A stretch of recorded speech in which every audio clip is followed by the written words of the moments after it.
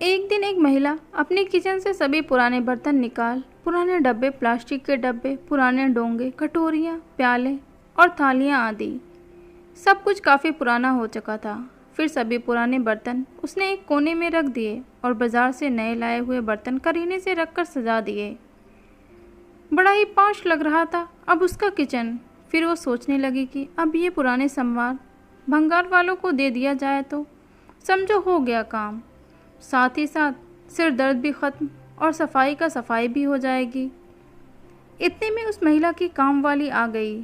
दुपट्टा खोसकर वो फर्श साफ करने ही वाली थी कि उसकी नज़र कोने में पड़े हुए पुराने बर्तनों पर गई और बोली, बाप रे मैडम, आज इतने सारे बर्तन घिसने होंगे क्या? और फिर उसका चेहरा ज़रा तनावग्रस्त हो गया। महिला बोली, अरे नहीं, ये सब तो भंगार वाले को देने हैं, सब बेकार है मेरे लिए। कामवाली ने जब ये सुना तो उसकी आंखें एक आश से चमक उठी।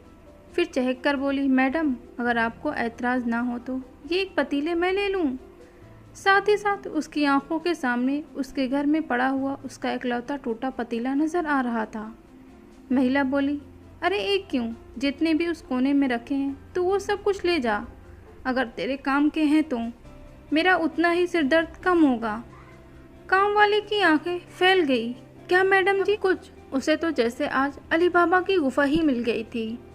फिर उसने अपना काम फटाफट ख़त्म किया और सभी पतीले, डब्बे और प्याले वगैरह सब कुछ थैले में भर लिए और बड़े ही उत्साह से अपने घर की ओर निकली। आज तो जैसे उसे 4 पाँव लग गए थे। घर आते ही उसने पानी भी नहीं पिया और सबसे पहले अपना जूना पुराना और टूटने की कगार पर आया हुआ पतीला और टेढ़ा मेढ़ा चम्मच वगैरह सब कुछ एक कोने में जमा किया और फिर अभी लाया हुआ ख़जाना बर्तन ठीक से जमा दिए। आज उसके एक कमरे वाला किचन का कोना पॉश दिख रहा था। तभी उसकी नज़र अपने पुराने बर्तनों पर पड़ी और फिर खुद से बुदबुदाई, अब ये सामान भंगार वाले को दे दिया कि समझो हो गया काम। तभी दरवाजे पर एक भिखारी पानी मांगता हुआ हाथों की अंजुल करके खड़ा था। माँ, पानी दे दे। काम वाली उसके हाथों की अंजुल में पानी देने ही जा रही थी कि उसने अपना पुराना पतीला नज़र आ गया। फिर उसने वो पतीले भरकर पानी भिखारी को दे दिया। जब पानी पीकर और तृप्त होकर वो भिखारी बर्तन वापस करने लगा तो काम वाली बोली, फेंक दो कहीं वो भिखारी बोला, तुम्हें नहीं चाहिए क्या, मैं रख लूँ मेरे पास? काम वाली बोली, रख लो और ये बाकी बचे हुए बर्तन भी ले जाओ। और फिर उसने जो भी भंगार समझ वहाँ उस भिखारी के झोले में डाल दिया। वो भिखारी बहुत खुश हो गया। पानी पीने को पतीले और किसी ने खाने को कुछ दिया तो चावल, सब्जी और दाल आदि लेने के लिए अलग अलग छोटे छोटे बर्तन। और कभी मन हुआ कि चम्मच से खाएं तो एक टेढ़ा मेढ़ा चम्मच भी था। आज उसकी फटी झोली पॉश दिख रही थी। सुख किसमें माने, ये हर किसी के परिस्थिति पर अवलंबित होता है। हमें हमेशा अपने से छोटे को देखकर खुश होना चाहिए कि हमारी स्थिति इससे तो अच्छी है, जबकि हम हमेशा अपनों से बड़ों को देखकर दुखी ही होते हैं और यही हमारे दुख का सबसे बड़ा कारण होता है।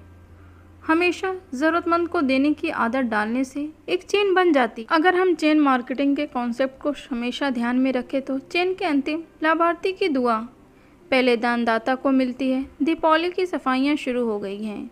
हमारी शुभकामनाएं है आपका घर नए क्रॉकरी, कपड़े, फर्नीचर से जगमग हो। पुराने का क्या करना है, आप बहुत बेहतर जानते हैं। बहुत बार जो चीज़ हमारे कोई काम की नहीं होती वो हमारे आसपास के लोगों को काम में आ जाती है।